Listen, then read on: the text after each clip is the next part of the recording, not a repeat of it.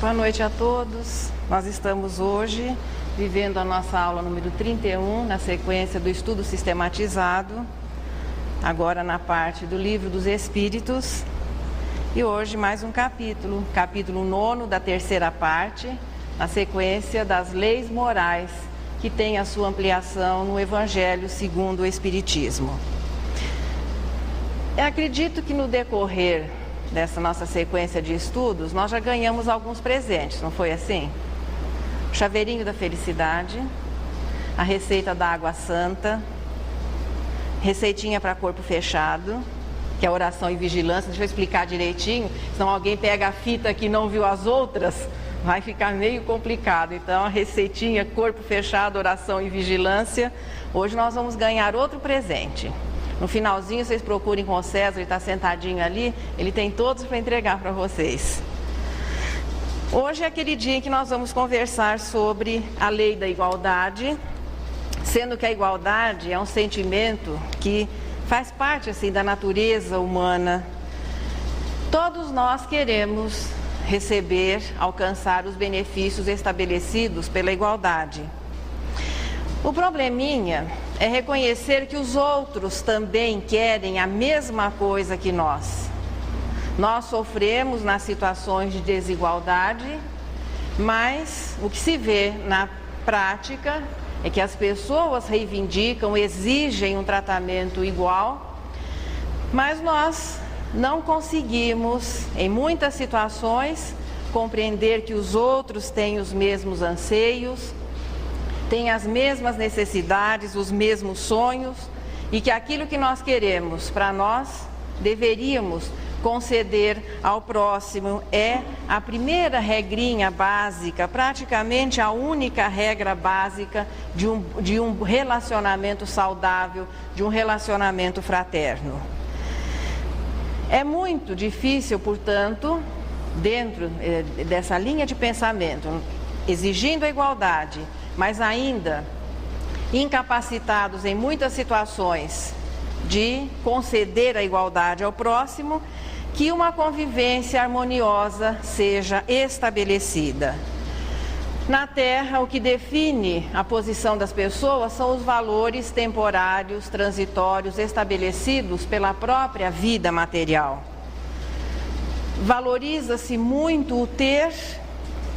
E o que é importante, que são as aquisições, as conquistas da alma, aquilo a que se aplica o verbo ser, nem sempre nós priorizamos, nem sempre nós valorizamos, pelo menos nessa faixa que nós estamos vivendo aqui, correspondente a uma humanidade de provas e expiações. Tendo dinheiro, em muitas situações tendo um diploma, sendo homem, algumas vantagens podem vir dessa situação. Reencarnando na espécie humana, pertencente ao sexo masculino, ainda não houve, apesar do progresso efetuado, uma situação de igualdade em muitas situações e até em muitos países onde isso não é aprovado por um código de leis. Mas essa desigualdade se faz sentir. Vivemos, portanto, convivendo, mergulhados, atropelados por situações que estabelecem a desigualdade. As leis humanas procuram, há um direcionamento das leis humanas para que todas as pessoas sejam reconhecidas, compreendidas, apoiadas pelas leis em um regime de igualdade. Mas a desigualdade continua, apesar do esforço que as leis fazem para que a igualdade possa se estabelecer. A desigualdade econômica é uma realidade, a desigualdade social também, a desigualdade sexual também. E agora, o que nos dizem as leis divinas? Nessa sequência de estudo das leis morais, algumas palavrinhas-chaves têm ficado ligadas a cada uma das leis. A lei de adoração, o que é que ficou mesmo? Qual foi o tema da lei de adoração? As duas palavrinhas? Deus e prece. A lei do trabalho. Progresso. Pode colar, viu, gente? Quem trouxe o por hoje ainda pode. Depois a lei de reprodução. Olha, através da reprodução que se processa o quê? A reencarnação. Não precisa ficar tímidos. E não, só o Oswaldo está gravando, mas fora isso, não está valendo nota hoje. Depois vem a lei de conservação. Aí foram duas palavrinhas muito importantes. Necessário e supérfluo. O estabelecimento, veja, do que é necessário e o que é supérfluo, garante uma vida mais tranquila, mais saudável. Qual é a próxima lei mesmo? Lei de destruição. A lei de destruição ficou ligada à palavra transformação. A próxima que vem, não é a lei de sociedade? Lar docilar, família. Acredito que muitas pessoas têm problemas familiares, mas acredito que a maioria que está aqui não viva essa situação, mas a gente pode até ser, em alguns casos, um conselheiro razoável. E hoje estamos... veio a lei de progresso depois. Ficou ligado ao progresso? Como? Ninguém anotou? Isso cai muito no vestibular, a palavra espiritismo. E hoje nós vamos descobrir qual palavra vai ficar ligada à nova lei que estamos vendo, a lei de igualdade. Na resposta 803, a que faz a abertura do capítulo, ali é afirmado, Kardec faz uma pergunta, e na resposta dos espíritos fica bem claro que todos os homens são iguais diante das leis de Deus, não diferindo dos códigos humanos. Todos os homens são iguais diante das leis divinas também. Todos os espíritos são iguais, recebendo da divindade, em absoluta igualdade, tudo aquilo que é de seu direito lhe seja concedido. Todos nós nascemos da mesma maneira, o processo de reprodução, não há alguma diferença, ou clonado ou pelo método tradicional, mas a continuidade, por enquanto, é do mesmo jeitinho. Vivemos tendo as mesmas necessidades, os seres vivos, e aqui em especial os seres humanos, nós temos as mesmas necessidades. E a morte é o enfraquecimento natural ou um processo traumático que faça com que as energias sejam, de uma certa maneira assim, eliminadas de uma maneira rápida ou através de um processo lento, natural. Mas a morte é o afastamento do espírito pela incapacidade do corpo em reter a sua ligação. As concessões divinas, portanto, são oferecidas todas em regime de absoluta igualdade. Todos os espíritos são criados simples e ignorantes, nós vimos isso no capítulo que trata dos espíritos. Deus não cria almas boas e almas ruins, ou as pessoas ainda más não seriam os bons que não tivessem dado certo. Deus cria simplesmente e incessantemente espíritos, melhor dizendo, princípios inteligentes que são o resultado da individualização do princípio espiritual. Todos simples na constituição, ignorantes exatamente pela falta de experiência, pela ausência ainda do aprendizado. Todos têm como objetivo definido atingirem a perfeição através do quê? Todos atingem a perfeição através do processo da reencarnação.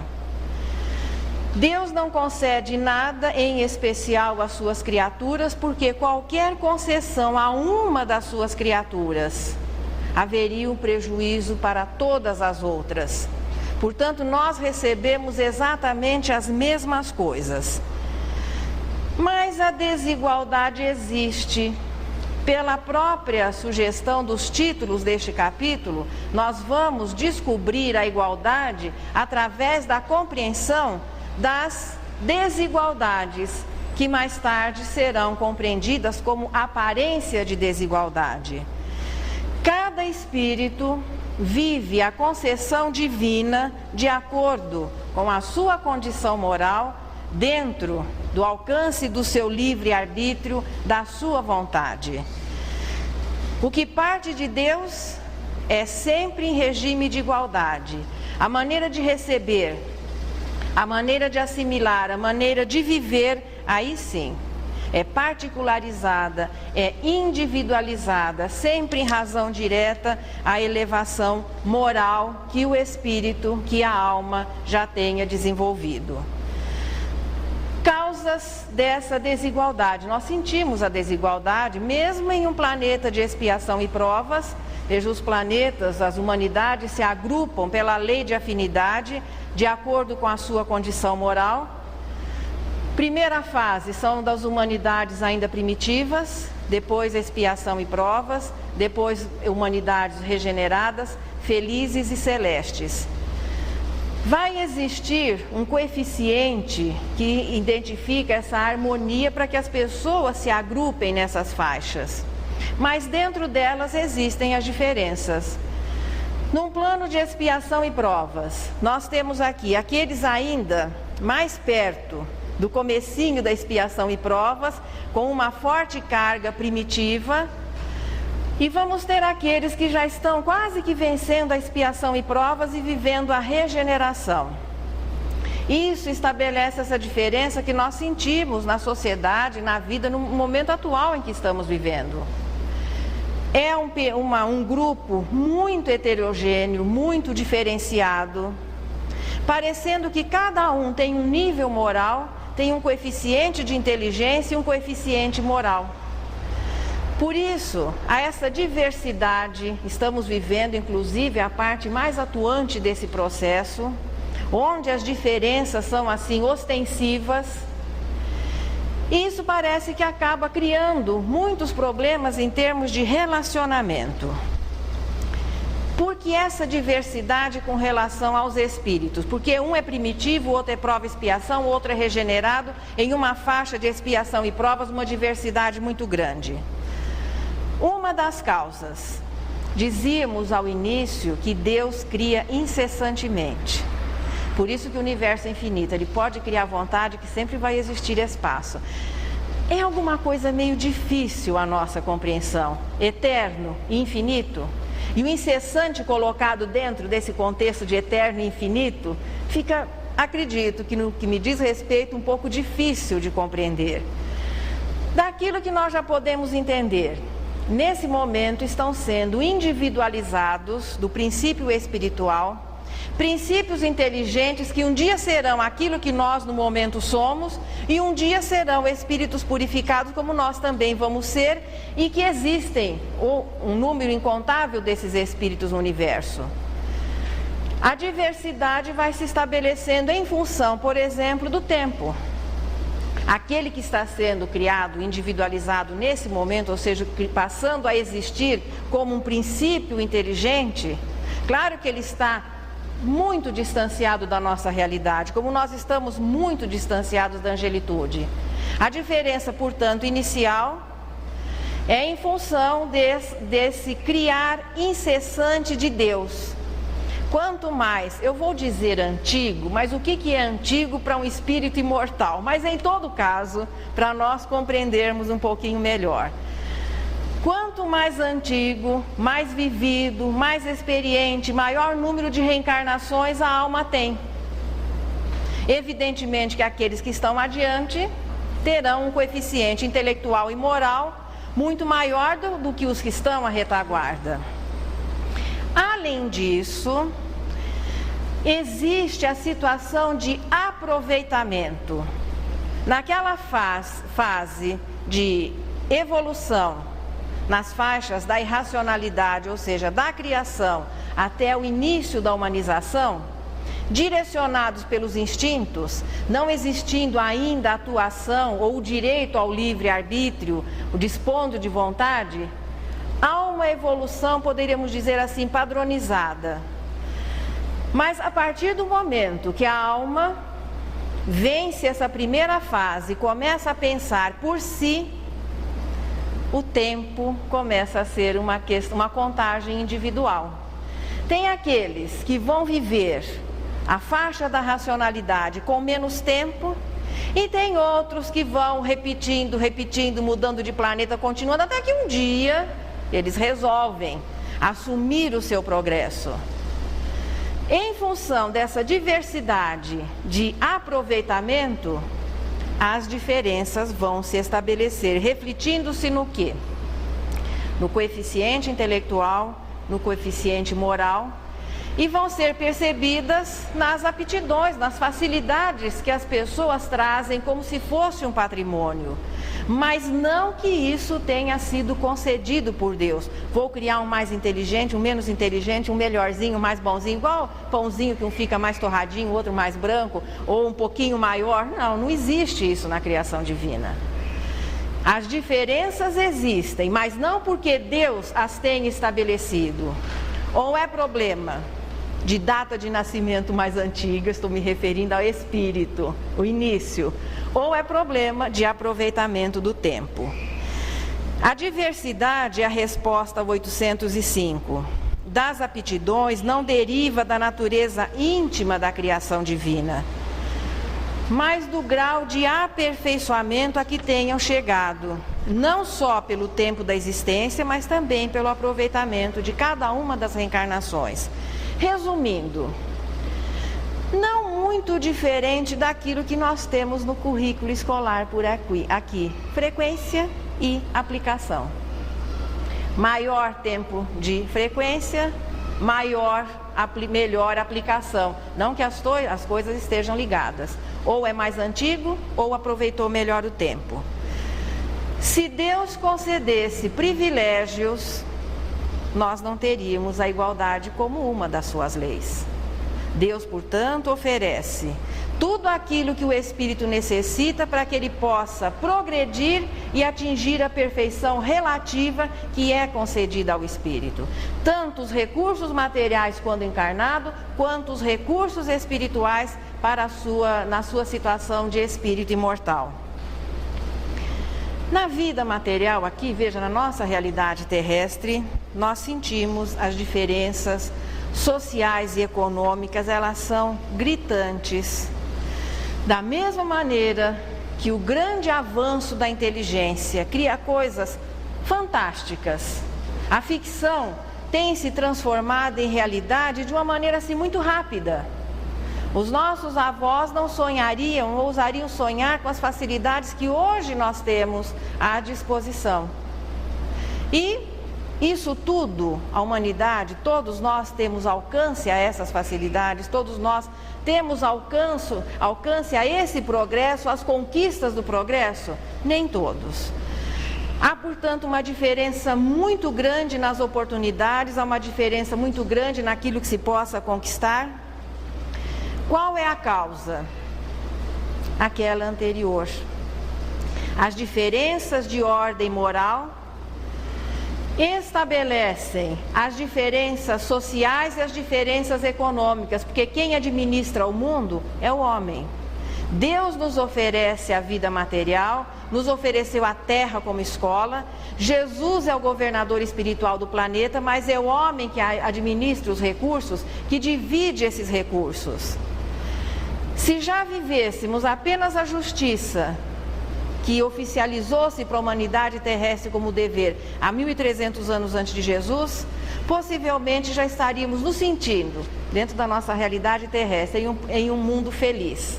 Não aquele mundo feliz das humanidades felizes, da conquista moral, não. Mas vivendo uma sociedade muito bem organizada, muito bem estruturada. Ocorre que na situação de encarnado, o espírito imperfeito, quando ele passa pelo esquecimento do passado, ele faz questão de esquecer um pouco mais. Esquecido da sua identidade espiritual, nós começamos a nos comportar como um ser limitado pelo berço do berço ao túmulo, tendo uma visão materialista da vida. Isso faz com que o orgulho e o egoísmo sejam muito atuantes. E as pessoas acabam sendo avaliadas pelos bens que possuem, pela posição a que alcancem, e não exatamente pelo valor interior que tenham. A superioridade econômica, a superioridade social, fica fechando mais na superioridade econômica. As diferenças, as desigualdades das riquezas, os espíritos consideraram como provas. São testes, essas diferenças, sejam elas quais forem, elas existem para que a alma possa avaliar-se Para que o espírito possa avaliar o aprendizado realizado, ele vai se colocando. A prova da riqueza e a prova da miséria são são características dessa situação. As riquezas existem, elas têm que ser administradas. Jesus foi claro quando simbolizou nos administradores temporários desses bens os mordomos do Senhor. É importante que o capital se concentre, que a riqueza se concentre, para que tornando-se mais forte, possa ter uma atuação maior, beneficiando um número maior de pessoas. E não para que aquele que venha na situação de um administrador temporário dos bens, que imagine que o usufruto é apenas para ele. Infelizmente, em muitas situações, o espírito ainda sucumbe às provas. Qual seria a prova mais difícil? A prova da riqueza ou a prova da miséria? A dificuldade da prova é igual para aquele que a esteja vivendo, aquele que a esteja realizando. Nós não seremos colocados à prova de uma lição não aprendida. O que é que o espírito vai viver na situação da prova da riqueza? Naturalmente, os recursos trazem facilidades. E se a alma não for vigilante e não se souber apenas um administrador, ele acaba se corrompendo e muitas vezes perdendo a oportunidade de aprendizado da existência. Portanto, na prova da riqueza, nós vamos aprender o quê? A moderação, o respeito. Nós vamos aprender lições que só a convivência com os bens poderiam nos oferecer. E na miséria? Na miséria é a hora de vivermos a liçãozinha da humildade, deixando de lado aquela reação, eu vou dizer assim, instintiva, porque ela caracteriza a imperfeição, que é a revolta. É a riqueza sem soberba e a pobreza sem revolta. Onde fica a igualdade nessa concessão? Porque em determinada existência Deus nos concede os bens, em outras existências nós nos preparamos para a penúria, a dificuldade. A igualdade está exatamente na possibilidade de todos poderem viver essas experiências. Todos os espíritos vão passar por essas provas. E nos libertamos da influência dessas situações quando conseguimos vencê-las, seja na riqueza ou seja na situação da miséria. As dificuldades, portanto, serão sempre as mesmas para aquele que esteja vivendo a prova naquele momento. Mas os espíritos deram uma sugestão que pode nos auxiliar nessa aparente desigualdade. Agora, já começando a compreender, nas desigualdades, apenas a aparência estabelecida por uma situação temporária. O que é que auxilia muito o homem a vencer a prova, vamos abrir no sentido mais amplo, da desigualdade? Os homens se entenderão quando praticarem uma leizinha que se chama justiça, e a resposta 812. Por quê? A justiça traz a mensagem, a essência da justiça é a honestidade. Como é que nós vamos avaliar se estaremos vivendo já a justiça, que é dever da humanidade há 1.300 anos antes de Jesus? Avaliando o nosso coeficiente de honestidade. Não, muitas vezes se considera a honestidade circunstancial como válida. Não, o indivíduo tem obrigação de ser honesto quando administra pouco ou muito. As duas, não existe diferença para a honestidade. Não existe meia honestidade ou ela decorrente de uma situação. Ou a alma já vive a justiça ou não. Ou ele é honesto ou ainda não é. A humanidade já vivendo a situação de honestidade, as diferenças sociais, as diferenças econômicas ainda existiriam, mas de maneira menos dura, menos agressiva, menos dolorosa para aqueles que as estejam vivendo no momento. Bom, outro casinho de desigualdade, e esse agora parece que vai dizer bem de perto a todos nós: a desigualdade dos sexos, também muito explorada. quem sabe mais ou quem deixa de saber, quem é mais tem facilidade para isso ou para aquilo, homens e mulheres.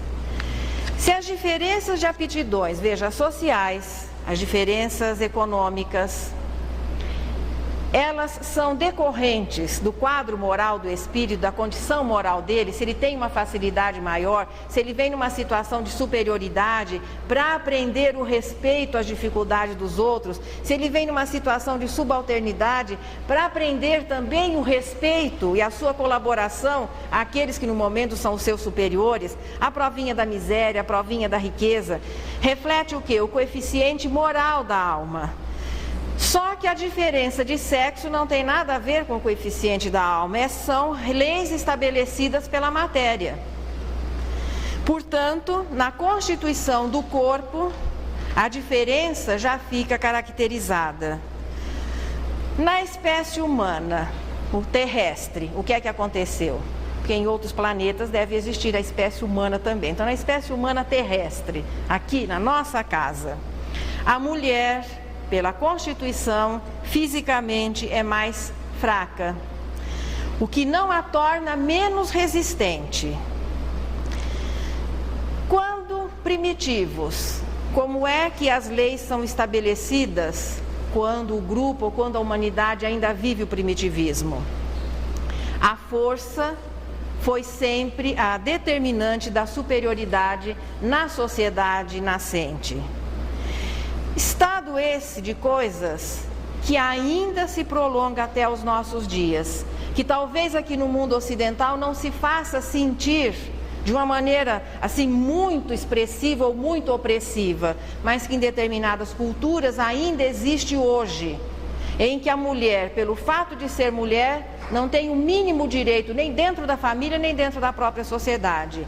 E se vê as notícias com quadros tristíssimos estabelecidos por essa discriminação. Não estou fazendo discurso feminista, por favor, mas avaliando uma situação real.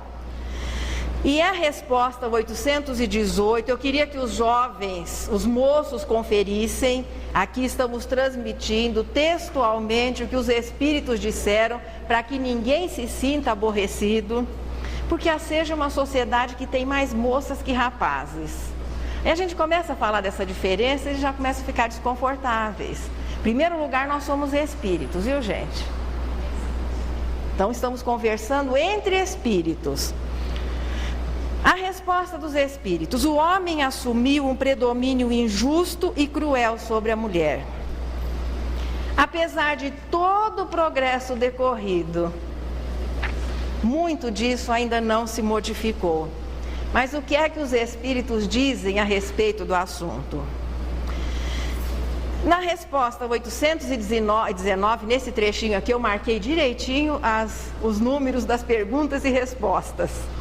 Deus determinou que o corpo feminino fosse mais frágil, por ser este corpo onde encarna um espírito destinado a trabalhos mais leves. Ambos têm o dever de se ajudarem para suportar as provas e as dificuldades da vida.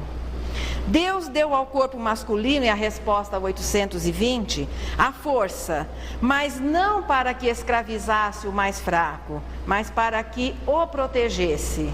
Nesse mais fraco, incluem-se todos os mais fracos, não apenas a mulher, mas no caso aqui estamos conversando sobre homens e mulheres. Dessa maneira, homens e mulheres vão se completar na ajuda mútua, no trabalho que se deva realizar. É dever, portanto, da legislação humana resguardar na igualdade o direito e estabelecer os deveres de todos, respeitando-se a diversidade de funções. Hoje vive-se, em muitos lugares, aquele reverso da medalha. Só que não é infantilidade o estabelecimento de competição.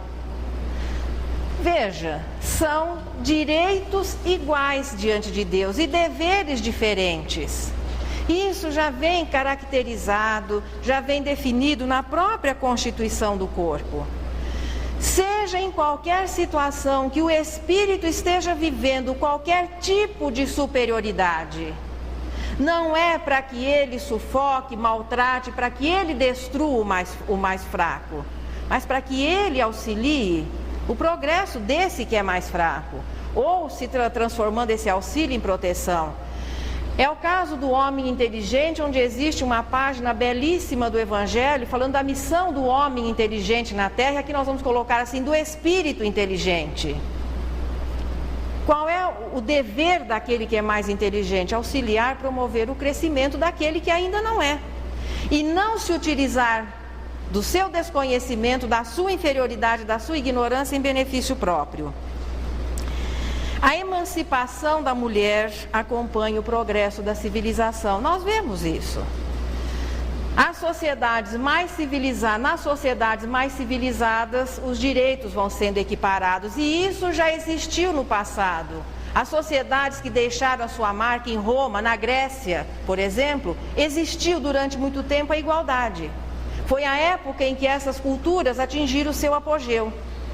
Qualquer tipo de discriminação baseado em preconceito é indício de barbárie, de primitivismo entre nós, os espíritas, imperfeições. Porque não existe motivo para que se discrimine alguém, principalmente por um problema exterior, físico ou alguma dificuldade. Em todos os momentos em que nós estivermos tendo alguma recaída de preconceito, partindo para a discriminação, estamos retornando, claro, ao primitivismo. Agora o arrematezinho final desse assunto, desigualdade dos sexos. Os espíritos também nos disseram na resposta 822 que os sexos só existem na organização física. E um outro lado da situação, ninguém atinge a pureza de espírito, nenhum espírito torna-se espírito puro se não viveu as duas experiências sexuais, masculina e feminina, em função de normalidade. Não estamos aqui considerando uma das explicações ou uma das causas do homossexualismo, que é o espírito que às vezes reencarna em um corpo em que ele se sente desajustado, mas que a própria natureza mandou um recadinho. Respeitar a natureza do corpo que lhe foi oferecido nessa oportunidade. Pode ser uma das causas, não é a única. A alma vai viver as experiências masculinas e femininas em situação de normalidade, em função do seu próprio progresso. E os espíritos de ordem superior, quando aceitam, por exemplo, um trabalho missionário, usando o exemplo aqui da Terra, ele vai escolher o corpo que melhor o ajude na tarefa que ele tem a realizar. Por que é que Jesus veio vestindo uma roupinha masculina? Porque se ele nascesse, se chamasse Miriam, ele não ia falar nem um mês, quanto muito 3 anos. Naquele momento era importante que ele viesse vestindo uma roupa masculina, primogênito de uma família, tendo alguns direitos, alguma regalia, e pôde realizar o seu trabalho, pelo menos durante 3 anos. Ninguém, portanto, deve se vangloriar ou utilizar-se da natureza, do sexo do seu corpo, porque também isso não vai nos servir de desculpa. Olha, papai do céu, eu acabei me comprometendo porque eu era homem, porque eu era mulher. Ser homem ou ser mulher é simplesmente um acontecimento normal da jornada. O espírito vai vivendo fases em que ele reencarna como homem, desenvolve aquilo que especificamente que um corpo masculino pode lhe oferecer, inclusive em função dessa diferença social que existe, dessas diferenças estabelecidas pelo sexo em uma cultura de prova e expiação. Vai viver fases de experiências femininas, volta-se depois da anterior, e isso sem que em função do seu progresso ele venha numa situação de sentir-se desajustado ao corpo que lhe é oferecido. Os desajustes existem, são reconhecidos, são por conta das nossas imperfeições. e não em função da naturalidade com que o progresso pode se realizar. O espírito, portanto, aquela individualidade cuja natureza é formada, veja, nós somos inteligentes, a inteligência já é uma concessão oferecida na própria criação. É como se fôssemos a individualização de um todo inteligente. O espírito, portanto, tem a energia criadora, é o seu potencial, que à medida que ele vai progredindo intelectual e materialmente, cada vez vai se tornando maior, podendo interferir, não só comandar um corpo como esse, formado de matéria sólida, né? Matéria compacta, não a matéria etérea, mas a matéria ponderável, como o seu perispírito e como criar, porque o fluido universal é sensível ao pensamento do espírito. Portanto, o espírito traz em si esse potencial, essa energia criadora. O perispírito tem os registros, dentro da nossa realidade, o nosso perispírito tem os registros de todos os detalhes físicos, inclusive masculino, o que caracteriza o masculino e o feminino. No corpo, a diferenciação em função da reprodução e em função do aprendizado específico que se pode realizar na situação de homem ou de mulher. Deus, portanto, onde fica a igualdade? Todos os espíritos vão viver as experiências, no caso aqui do planeta Terra, vivendo como homem e como mulher. As diferenças, portanto, que nós sentimos existir em todo o quadro social do momento, tem como causa não a concessão ou privilégio que Deus, porventura, concedesse a algum dos seus filhos, mas em função daquilo que nós dizíamos ao início, em função de uma possível, um espírito ser mais antigo ou de um aproveitamento diversificado. No caso, homem e mulher, as diferenças são físicas, porque no processo de reencarnação nós precisamos da participação dos dois. Ainda o método tradicional parece que é o mais comum, é o mais barato, é o mais simples, e nós precisamos de que um homem e uma mulher adultos nos emprestem um espermatozoide e um óvulo, e aí nós vamos acontecendo aqui no planeta Terra. Podemos reencarnar num palácio, numa choupana, no hospital, no meio da rua. Tem gente que chega aqui numa viatura, num táxi, pode receber um enxovalzinho todo caprichado, ou se é aquele da Seja, que por sinal é muito caprichado também.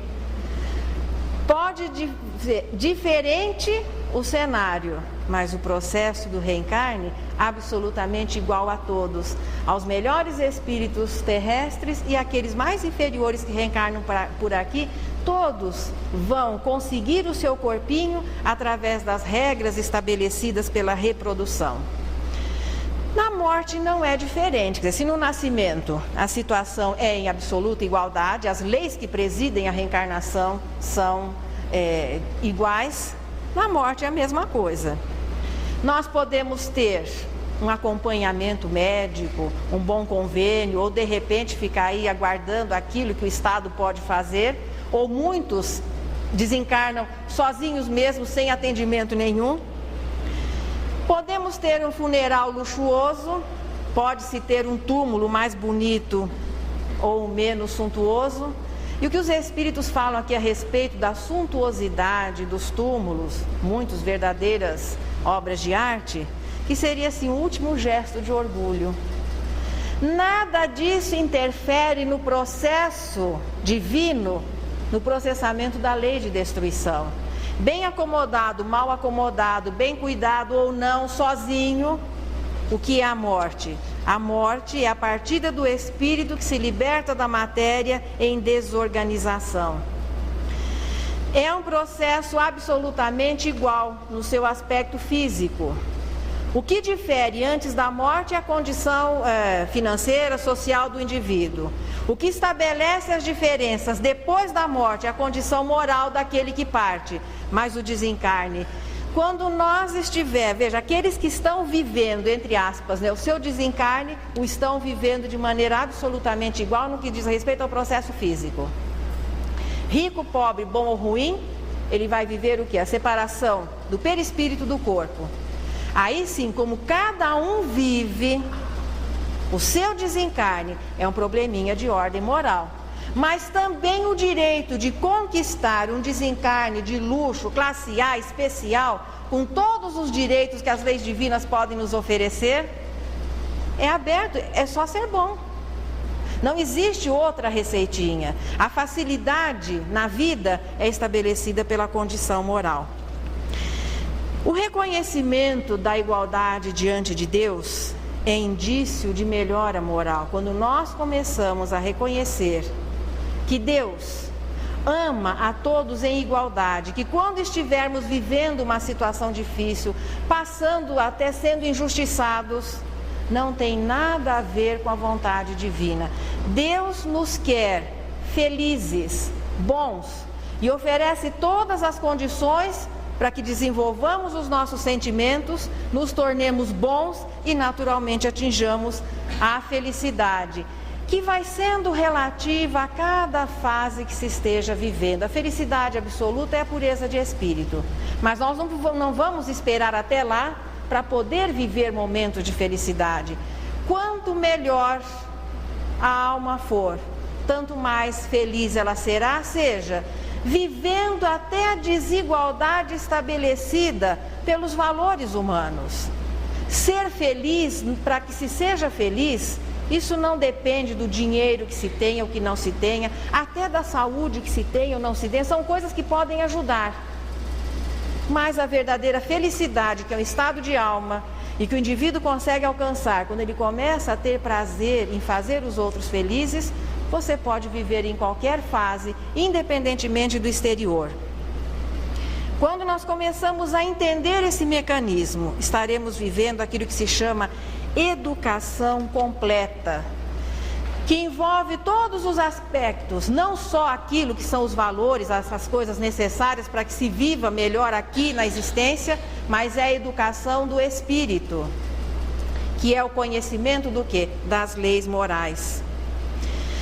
Quanto maior número de pessoas já conseguir viver essa educação completa, nós estaremos formando aquilo que nós dizíamos no estudo anterior da Lei de Progresso, a sociedade completa. Uma das características relacionadas no capítulo anterior dessa sociedade bem estruturada, baseada na fraternidade, é a ausência de preconceito. O preconceito, embora não seja oficializado, acredito que por muitas legislações, mas ele existe. Oficializado ou não, nós somos preconceituosos. Por coisas assim absurdas, banais, mesmo dentro de um mesmo país. Porque o Brasil é tão grande que culturas diferentes, de vez em quando, estabelecem situações e nós nos pegamos achando que o outro é alguém diferente, fazendo aquela avaliação que o dicionário diz: conceito antecipado e sem fundamento razoável, concebido ou planejado levianamente. A humanidade tem sofrido sequentemente pelo preconceito social, pelo preconceito de castas, pelo preconceito religioso, pelo preconceito de raças, e a lista das ideias pré-concebidas que tem causado tanto mal ao espírito continua a existir. Um dia alguém colocou que o responsável por essa infelicidade era o preconceito. Não, o preconceito é o reflexo da nossa imperfeição. Se ele existe, ele está refletindo uma situação interior. Porque alguém é um pouquinho diferente, nós já o rotulamos dessa maneira e o olhamos já com reservas. Portanto, a ausência do preconceito é uma das características de um espírito educado, no sentido global que se aplique a essa palavra, não só a educação, cultura aqui humana, mas a educação de espírito, e vão espíritos já educados nesse sentido completo, vão compondo sociedades completas. A ausência de preconceito é uma das características, possivelmente uma das mais importantes. A maioria de nós não admite que é preconceituoso, nós achamos que os outros são. Mas Santo Agostinho sugere, no Evangelho segundo o Espiritismo, sugere no Evangelho segundo o Espiritismo, que se faça sempre uma prece ao deitar. E Santo Agostinho sugere no livro dos Espíritos, a gente pode fazer antes da prece uma avaliação do nosso dia. E de uma maneira bem objetiva. Será que nós também não estamos, por preconceito, estabelecendo desigualdades ao nosso redor? E possivelmente reclamando das desigualdades que nos ferem? Orgulhoso é aquele que está sempre magoado, frustrado, melindrado, que se sente discriminado, porque você nunca consegue humilhar alguém que já é humilde. Você nunca consegue discriminar alguém que não tem o preconceito dentro de si. Então, se nós estamos sentindo isso, é porque existe lá dentro. Se os outros estão agindo assim, é problema do outro. Essa avaliação é muito importante.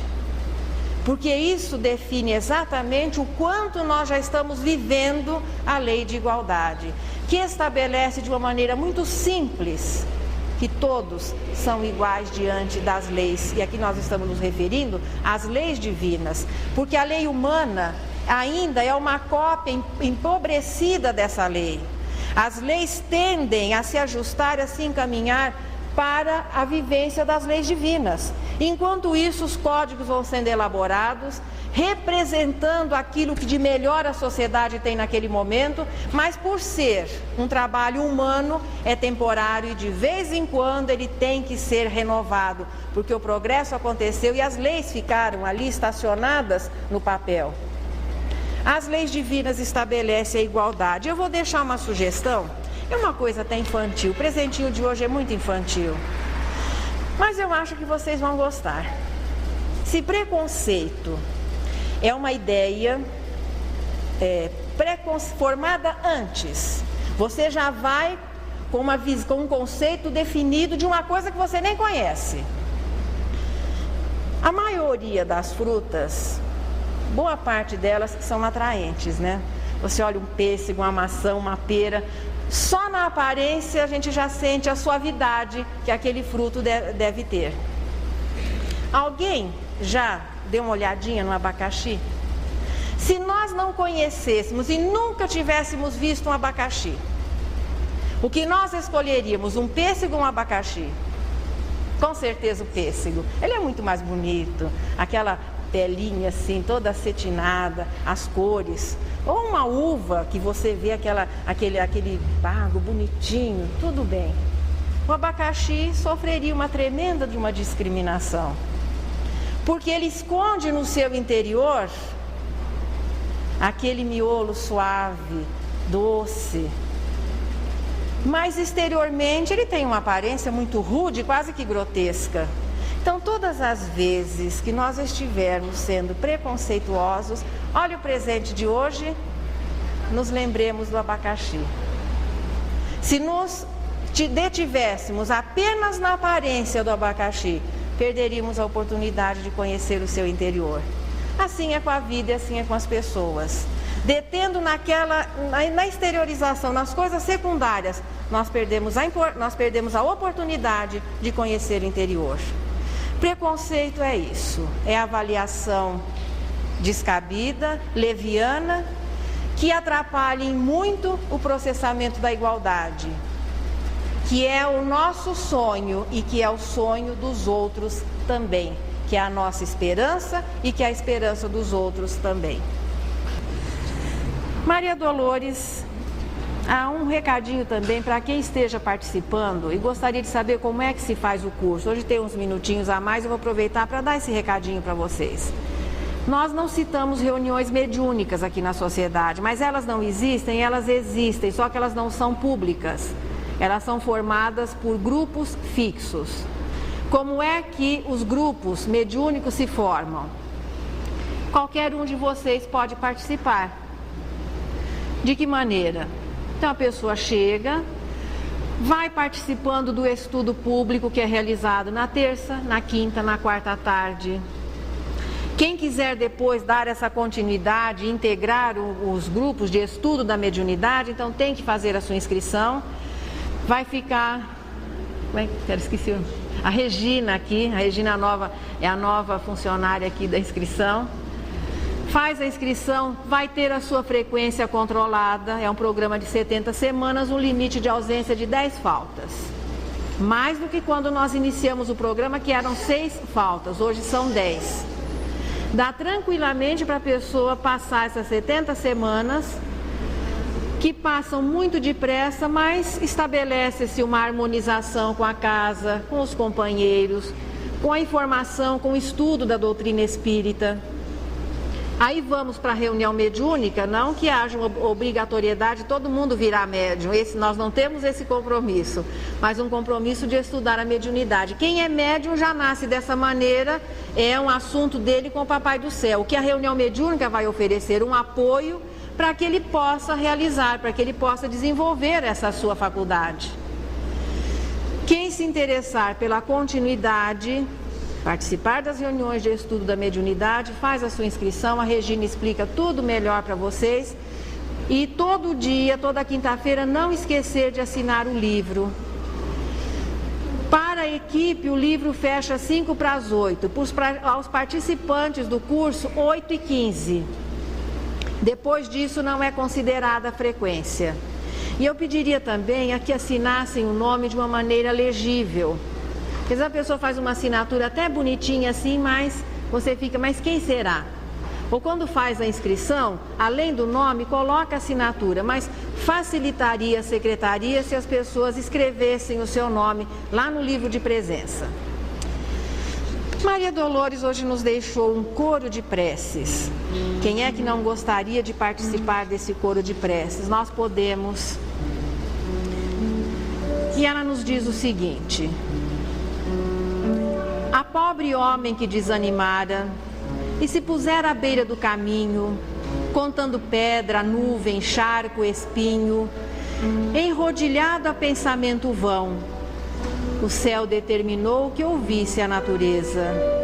E ele escutou de alma surpreendida vozes a sussurrar entre as forças da vida, elevando-se a Deus em forma de oração.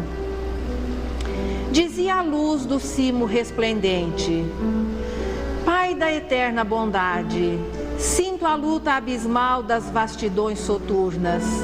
Trago em mim o clamor dos que gemem nas furnas, do sereno esplendor da altura que me levas. Envia-me, Senhor, a dissipar as trevas. O vento anunciou transpassando a ramagem. Deus da piedade imensa, vejo ao longe a aflição de enorme caravana, encharcada de pó na canícula insana. Envia-me, Senhor, a envolvê-la de perto. Desejo amenizar o calor do deserto. A fonte murmurou no ápice de um monte: Pai de infinito amor, dói-me fitar no solo aspereza e secura, comunicando fogo à lavoura insegura. Envia-me, Senhor, dos cárceres da serra, para descer ao vale e defender a terra. A pedra suplicou de elevada montanha: Pai de misericórdia, observo da rocha que me agarro, homens construindo em vão sobre leitos de barro. Comove-me a notar tanto esforço infecundo. Envia-me, Senhor, a cooperar no mundo. A árvore pedia para seguir além nos próprios frutos, de maneira a servir dia por dia, tanto a fome dos bons quanto a gana dos brutos. Sentindo em si que toda a natureza era um hino de trabalho, entretecendo paz, alegria e agasalho, a consumir-se em preces de louvor. O pobre homem que desanimara sentiu sede de agir e transformar-se em centelha de amor. Então voltou a fé alçando a fronte e, contemplando os céus de horizonte a horizonte, gritou feliz e forte: Envia-me, Senhor.